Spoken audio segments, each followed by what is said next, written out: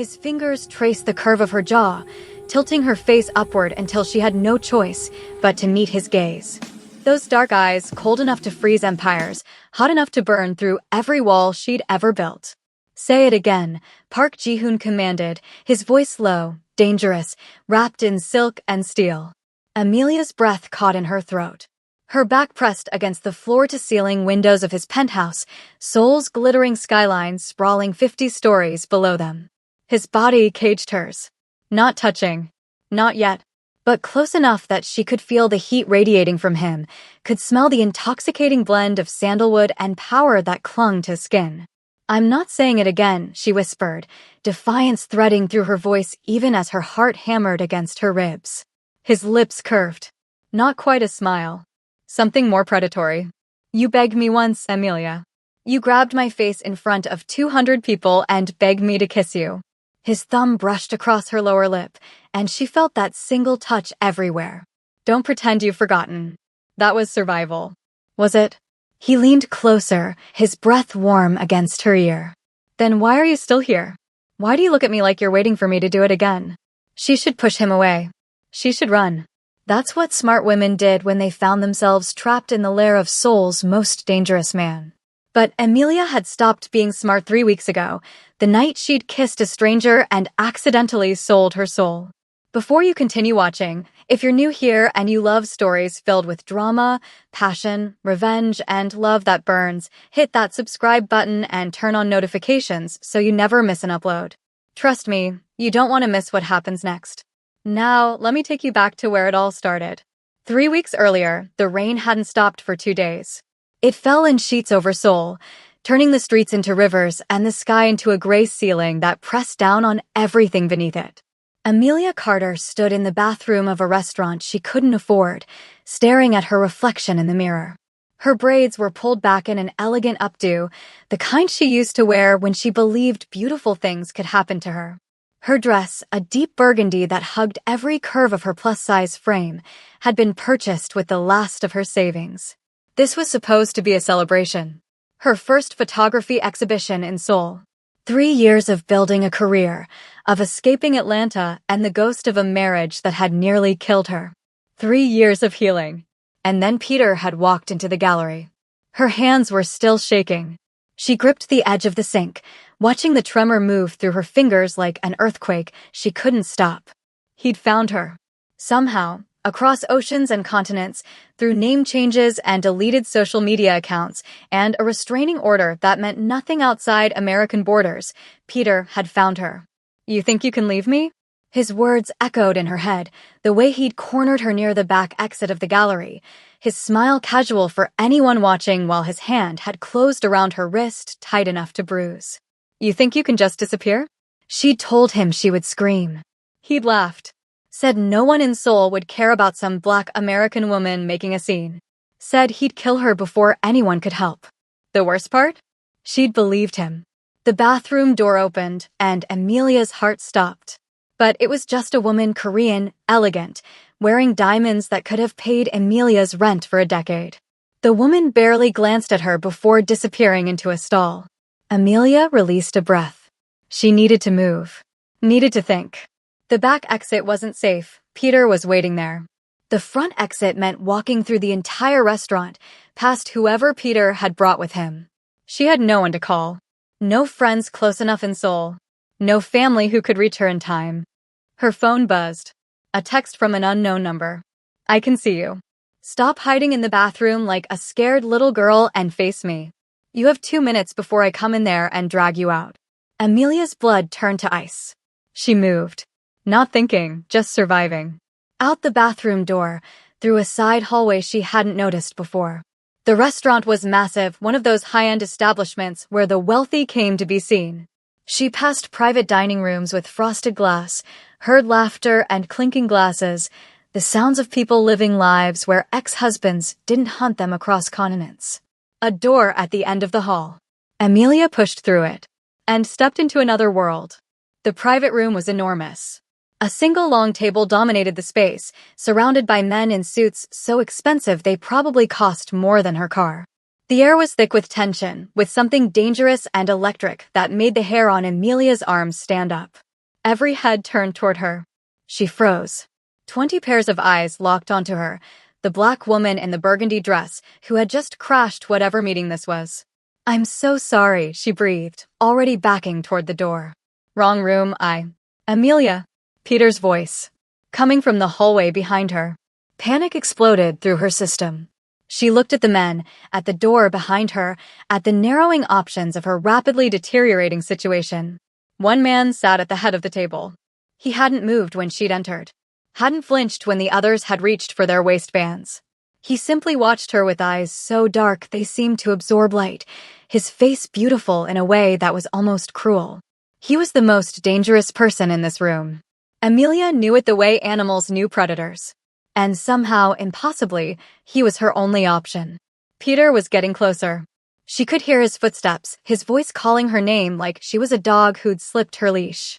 Amelia made a decision that would change her life forever. She walked straight toward the man at the head of the table. His men moved to intercept her, but he raised one hand, just one, and they froze like he controlled them with strings. She reached him, looked down into that devastating face, saw the curiosity there, the cold amusement. "Please," she whispered, and she hated how her voice broke on the word. "He's going to kill me. I don't know who you are or what this is, but he's going to kill me the moment he gets me alone." The man tilted his head slightly. "And what would you like me to do about that?" The door burst open. Peter stood there, flanked by two men who looked like the kind of muscle you hired when you wanted problems to disappear. "There you are," Peter said, his voice pleasant, his eyes murderous. "I'm sorry to interrupt your meeting, gentlemen. My wife has a tendency to wander." "Ex-wife," Amelia said, but her voice was barely audible. Peter stepped forward. "Come on, baby. Let's go home." She felt him reaching for her, felt the familiar terror closing around her throat. In that moment, she thought of every time he'd hit her, every time he'd apologized and promised it would never happen again. Every night she'd spent planning her escape, wondering if she'd live long enough to use her plane ticket. And something in her snapped. She grabbed the stranger's face with both hands and kissed him. The room went silent. Everything went silent, except for the thundering of her heart and the soft, startled sound the man made against her lips. She'd meant it to be quick. A desperate ploy for protection, nothing more. But his hand came up to grip the back of her neck, and suddenly he was kissing her back. It wasn't gentle. It wasn't kind. It was possession, brutal, consuming, claiming. His other arm wrapped around her waist and pulled her down onto his lap, and when she gasped, he took the opportunity to deepen the kiss, to make it something that would leave marks on her soul. When he finally released her mouth, she was trembling. His lips brushed against her ear. "Play along," he murmured, so soft that only she could hear, "and I'll make sure he never touches you again." Then he looked up at Peter with a smile that didn't reach his eyes. "I think there's been a misunderstanding," he said, his voice carrying through the room like a declaration of war. "This woman isn't your wife. She's mine." Peter's face went pale, then red, then something beyond color into pure rage. "Who the hell do you think you are?" One of the men at the table laughed. Actually laughed. "You really don't know?" Peter's muscles shifted nervously. One of them leaned in and whispered something. Amelia watched Peter's expression change, watched the rage curdle into something like fear. "You're Park Ji-hoon," Peter said slowly. The man beneath Amelia, Ji-hoon, smiled. "And you've just walked into my restaurant, interrupted my meeting, and tried to claim my woman belongs to you." He stroked Amelia's back, casual, proprietary. "I'm curious how you'd like to proceed." Peter opened his mouth, closed it. His hands were shaking now, and Amelia felt a savage satisfaction at seeing her tormentor suddenly on the other end of fear. "There's been a misunderstanding," Peter said, the words coming out stilted, careful. "I apologize for the interruption." Apology not accepted. Ji-hoon's voice had gone cold. "Kong, show our guest and his friends the exit. Make sure they understand they're never to come within 100 meters of my woman again." The man who had laughed stood up. He was massive, easily 6'4", with shoulders like a linebacker. "And if they don't understand? Help them understand." Peter was dragged out. His hired muscle didn't even try to fight. And through all of it, Amelia sat frozen on the lap of a man she'd just kissed without permission, a man who had claimed her as his property in front of a room full of criminals. When the door closed and silence fell, Ji-hoon's grip on her waist loosened. You can breathe now. She realized she'd been holding her breath. She exhaled shakily and tried to stand, but his hand stayed firmly at her hip. Not yet, he said. We need to have a conversation. About what? He looked at her with those dark eyes, and she felt something shift in the air between them. About the fact that you just kissed me in front of my entire leadership team. About the fact that there are cameras in this room, which means our little performance will be on every gossip site in Seoul by morning. His thumb traced a slow circle on her hip. About the fact that if I don't follow through on what I just claimed, I'll look weak. And I don't look weak, Amelia. Her stomach dropped. How do you know my name? Your ex said it when he was calling for you like a lost dog. His jaw tightened slightly. I don't like men who hurt women. I especially don't like men who think money and muscle give them the right to break beautiful things. Beautiful things. She shouldn't have felt anything at those words. Not from a man who was clearly more dangerous than Peter could ever dream of being. I'm sorry, she said. I panicked.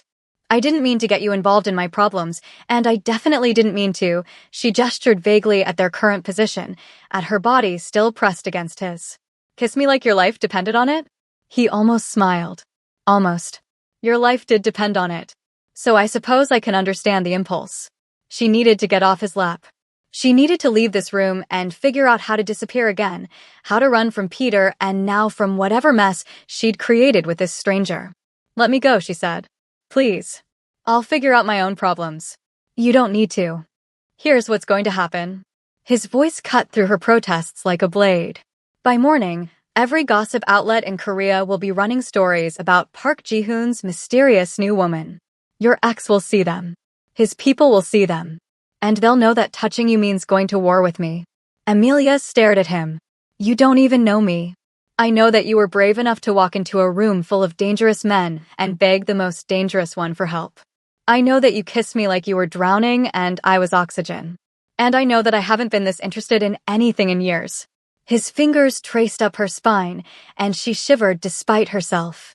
Stay with me, he said, and it wasn't quite a request. Let me protect you. Let the world believe what we've already shown them. And what do you get out of it? His smile was slow, dangerous, devastating. I get you, Amelia. In my home. In my life.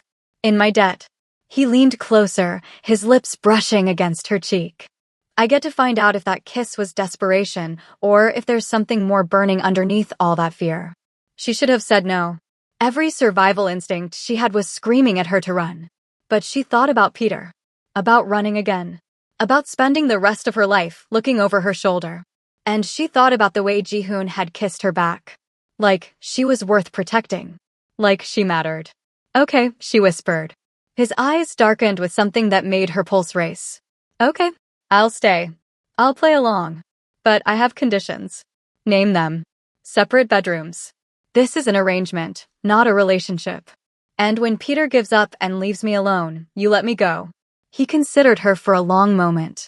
Then he stood, lifting her with him like she weighed nothing, setting her on her feet with a gentleness that seemed at odds with everything else about him. Separate bedrooms, he agreed. For now.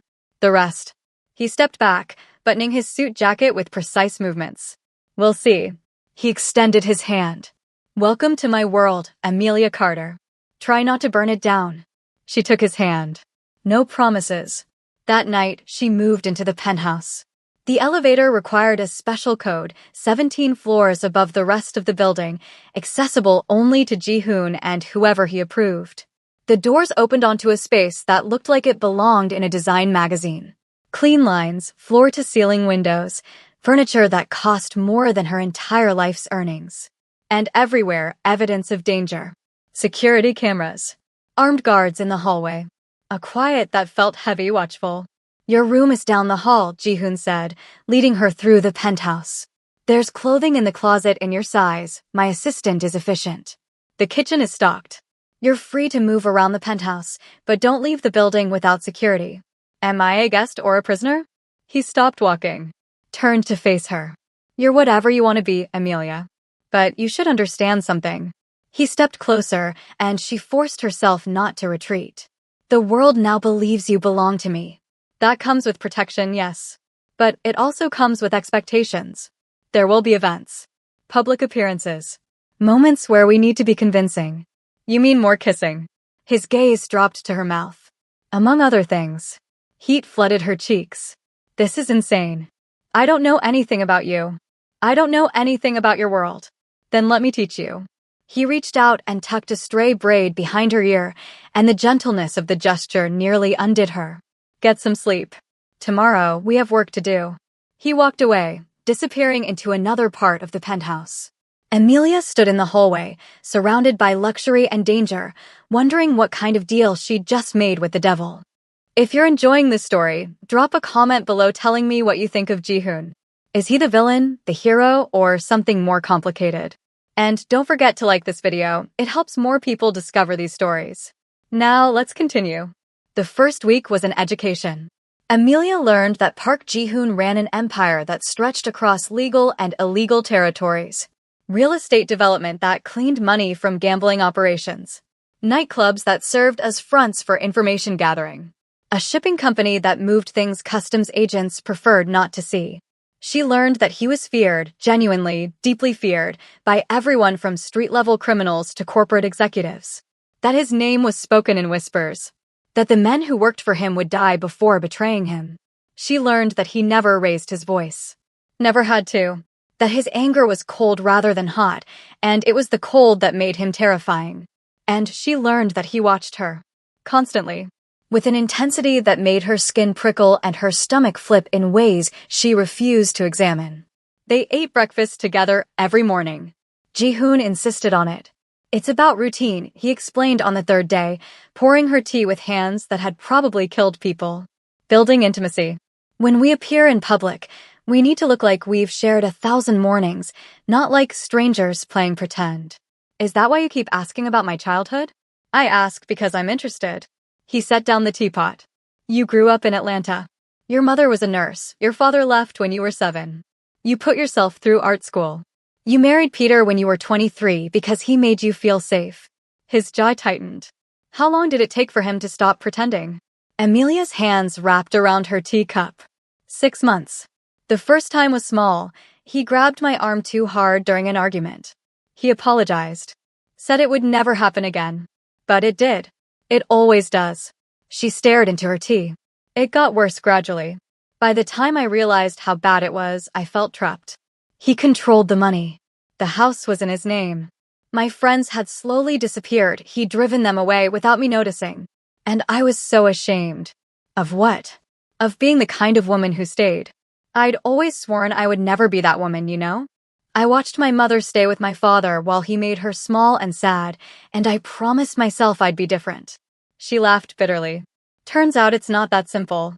Ji-hoon was quiet for a moment. When he spoke, his voice was softer than she'd ever heard it. How did you get out? He put me in the hospital. Told the doctors I fell down the stairs. But the nurse, she saw the bruises on my wrists. The old scars. She gave me information about shelters, resources. She helped me understand that I could leave. And the restraining order? It was supposed to protect me. But Peter has money. Connections. When I left Atlanta, I knew he would come looking eventually. I just hoped I'd have more time. Ji-hoon reached across the table and took her hand. His palm was warm, his grip firm but not confining. He will never touch you again. I swear it on my life. She believed him. That was the terrifying part. By the end of the first week, the gossip sites had exploded. Park Jae-hoon's mystery woman, who is the curvy American beauty. Mafia boss goes public with shocking romance. The kiss that stopped Seoul. Inside Ji-hoon's secret love affair. The photos from the restaurant were everywhere.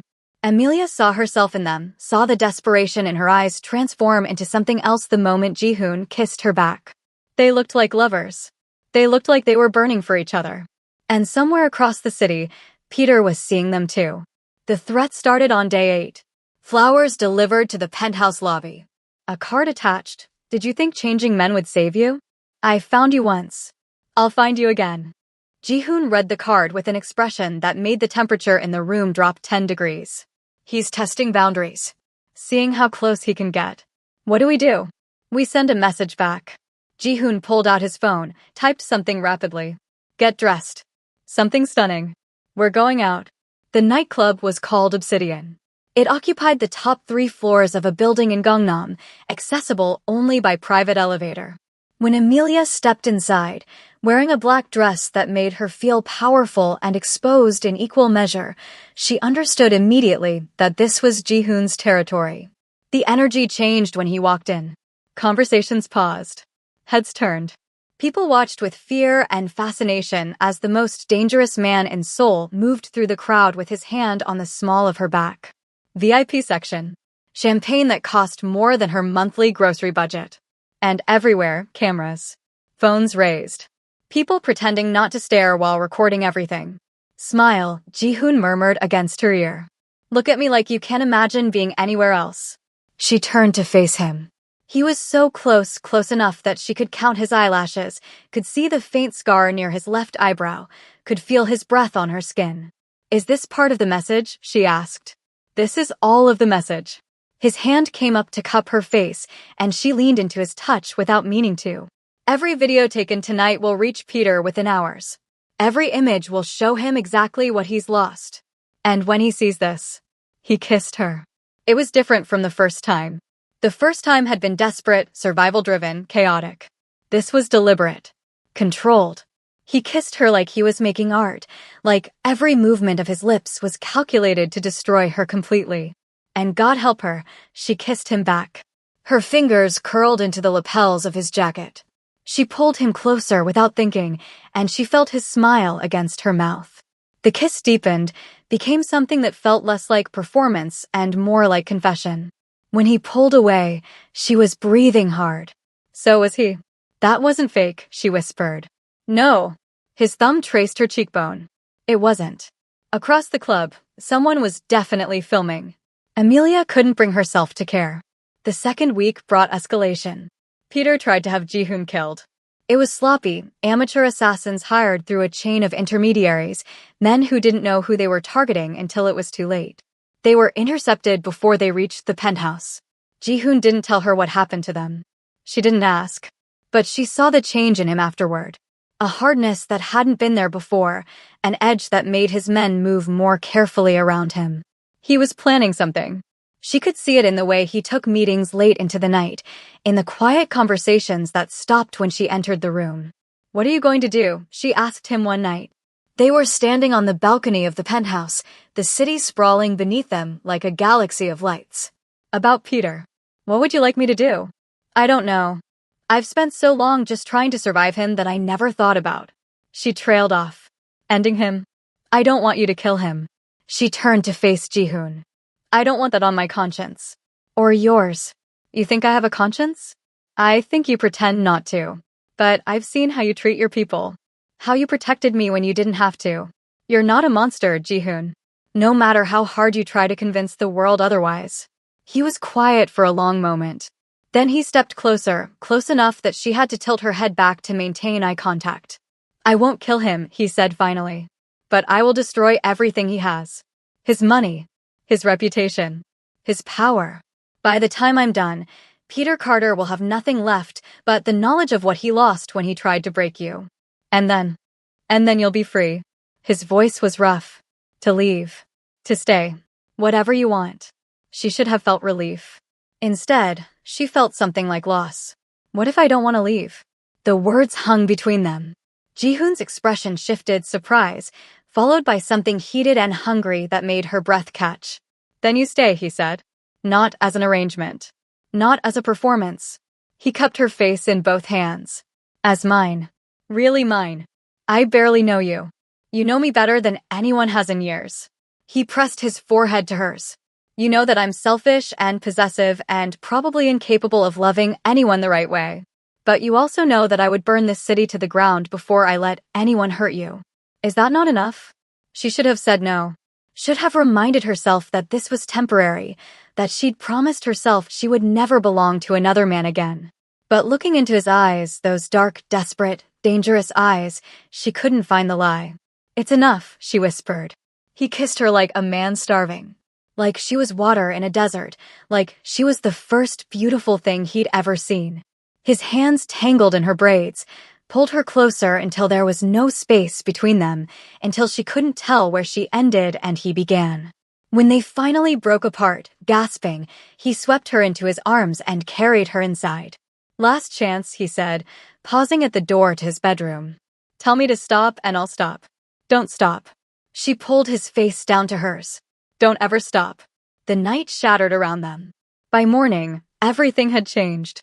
Amelia woke in sheets that smelled like sandalwood and sex, her body pleasantly sore, her heart dangerously full. Ji-hoon was already awake, watching her with an expression she couldn't read. "Good morning," he said, his voice sleep-rough. "Morning." She stretched, winced slightly at the pull of muscles she'd forgotten she had. "What time is it?" "Early. But we need to talk about something." Her stomach clenched. Here it was, the morning after regret, the careful distance that men learn to deploy when things went too far. But Ji-hoon didn't pull away. Instead, he pulled her closer, tucking her against his chest like she fit there naturally. "My men intercepted a message last night," he said. "Peter is planning something bigger. He's been reaching out to my enemies, trying to build alliances against me." "He's that desperate?" "You underestimate how much he hates losing what he considers his." Ji-hoon's arm tightened around her. "I'm accelerating my plans. Within 48 hours, Peter Carter will be destroyed financially and legally. I have evidence of crimes he committed in the United States, enough to have him extradited and imprisoned for decades." "Evidence? How did you?" "I have resources. And I've been using them to take apart every piece of his life since the night he walked into my restaurant." Ji-hoon pressed a kiss to the top of her head. "But there's a complication." "What kind of complication?" "To deliver the evidence, I need to work with American federal agents. Which means stepping into a spotlight I've spent years avoiding. It could expose parts of my organization. Endanger my people." Amelia sat up, the sheets pooling around her waist. "You can't do that.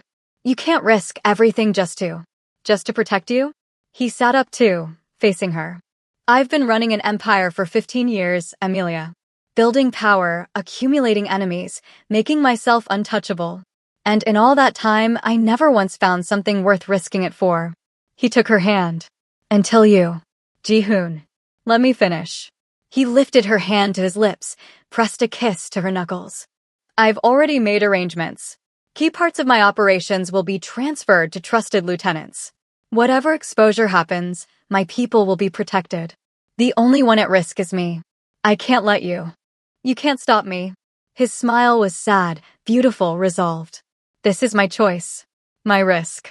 And I'm making it because for the first time in my life, I want a future more than I want power."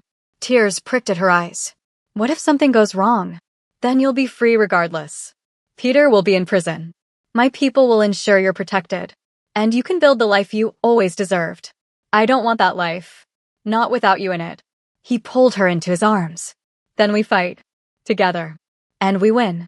Now, I need you to do something for me. Hit that like button, subscribe to the channel, and share this video with someone who needs a love story that proves the right person will fight for you even when the world says they shouldn't. Comment ride or die if you're Team Ji-hoon, or run, girl, if you think Amelia should escape while she can. Now, let's get back to the story. The next 48 hours were chaos. Ji-hoon's plan unfolded with military precision. Teams of lawyers filed simultaneous lawsuits against Peter's companies in 3 countries. Evidence of fraud, embezzlement, and tax evasion was delivered to the FBI, the IRS, and the Korean National Police Agency. News outlets received anonymous tips about Peter Carter's history of domestic violence, complete with hospital records, police reports, and testimony from other women he'd hurt. The exposure was total, complete, devastating. By the second day, Peter's accounts were frozen. His business partners were fleeing like rats from a sinking ship. His face was all over the news, not as a powerful businessman, but as an alleged criminal and abuser. Amelia watched the coverage from the penthouse, Ji-hoon beside her. "How do you feel?" he asked. "I don't know." She pressed a hand to her chest, trying to identify the strange sensation there. Relieved. Vindicated. And also sad. Sad that it took all of this. That I had to run to another country and accidentally kiss a mafia boss just to be believed. That there are probably hundreds of women still trapped with men like Peter who don't have Park Ji-hoon in their corner. He pulled her close. One battle at a time. We won this one. They won. For a few hours, it felt like the war was over. And then Peter played his final card. The fire started at midnight. Amelia woke to alarms and the smell of smoke and Ji-hoon already on his feet, issuing rapid commands into his phone. Armed men flooded the penthouse. Someone wrapped her in a robe and shoved shoes onto her feet. What's happening? She demanded. The building's been compromised. Kong appeared at her side, his face grim. We're evacuating you. Where's Ji-hoon? Handling it. He told me to get you out. Now move. She was rushed into a private elevator, down 17 floors to an underground garage where armored vehicles waited.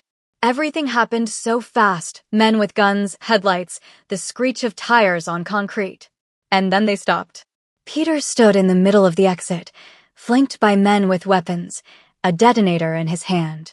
Did you really think I'd let you walk away? He called out, his voice echoing through the garage. Did you think any of this would actually end? King's hand pressed Amelia back into the car. Stay down. But she couldn't. She couldn't cower anymore. Couldn't hide while men fought over her like she was property. She opened the car door and stepped out. Amelia, no, Kong grabbed for her, but she was already walking forward. Peter's eyes locked onto her. For a moment, she saw it all, the charm that had drawn her in, the rage that had broken her, the obsession that had followed her across the world. You did all of this, she said, and her voice was steady. She was proud of that. You spent years hurting me, controlling me, making me small. And when I finally escaped, you couldn't stand it. You couldn't accept that I was strong enough to leave. You're not strong. Peter's finger hovered over the detonator. You traded one cage for another. Different man, same leash. No. She stepped closer. Ji-hoon never put a leash on me. He gave me a choice. Every step of the way, he gave me a choice. That's the difference between love and ownership, Peter. That's what you never understood. Love, Peter laughed. You think that monster loves you? He's using you. Same as he uses everyone. Maybe he is. Maybe he isn't. Amelia shrugged. But at least with him, I get to decide. I get to stay or go. I get to fight or run. He respects me enough to let me choose my own life. You don't get to choose. Peter's voice cracked. You're mine. You've always been mine. And if I can't have you. The shot came from above. Peter crumpled, the detonator clattering to the ground.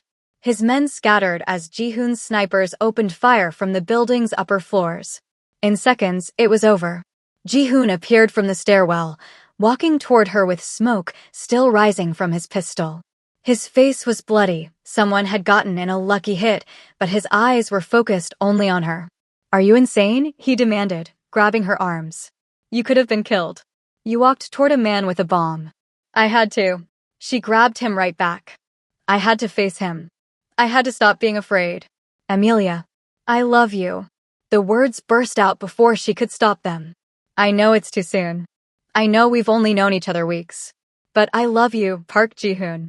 I love that you're dangerous and damaged and that you saved me even when you didn't have to. I love that you're willing to burn the world for me. And I love that you respect me enough to let me burn it myself when I need to. He stared at her. For one terrible moment, she thought he might walk away. Then he kissed her like the garage wasn't full of bodies, like his men weren't watching, like the building above them wasn't still smoking. He kissed her like she was his whole world. I love you too, he said against her mouth. I have since the moment you grabbed my face and demanded that I save you. I didn't know it then, but I know it now. Behind them, Kang cleared his throat. Sir? We should really move. The police are on their way. Ji-hoon laughed, actually laughed, a sound Amelia had never heard from him before. Always so practical, Kong. He took Amelia's hand. Come on. Let's go home. The penthouse is on fire. Then we'll find a new home. He squeezed her fingers. Somewhere without bullet holes in the walls. Somewhere we can start fresh. They walked out of the garage together, leaving the smoke and blood behind them. The night air was cool on her skin, clean after the chaos of the last hour. What happens now? Amelia asked. Now. Ji-hoon opened the door of a waiting car, gestured for her to get in. Now we deal with police questions. File paperwork. Probably spend the next few months untangling the legal mess your ex left behind. That sounds exhausting. It will be. He slid in beside her. But after that, I was thinking we could take a trip. Somewhere warm. Somewhere without any mafia politics or ex-husbands. Is Park Ji-hoon capable of a real vacation? For you. He leaned over, pressed a kiss to her forehead. I'm willing to try. The car pulled away from the building. In the rearview mirror, Amelia could see the penthouse, their penthouse, with smoke still pouring from the upper floors. Everything she'd brought with her to Seoul was probably destroyed. The remnants of her old life, the photography equipment, the careful normalcy she'd tried to build.